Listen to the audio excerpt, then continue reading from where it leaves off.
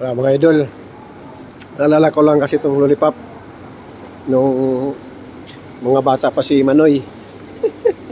Sinubukan ko ulit mag ano ng lollipop ba. Naalala mo yung mga kakulitan mo nung kabataan, di ba? Sana ito yung lollipop na pinag-aagawan ng magkakapatid o kaya ng mga kaibigan, yung hindi nakakapagbili, yung nakakabili. Ayan.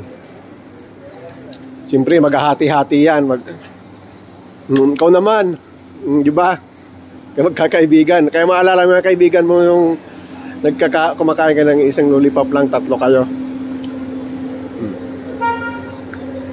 Ay kayo ba mga idol? May naalala ba kayo pag nakakain kayo ng lollipop?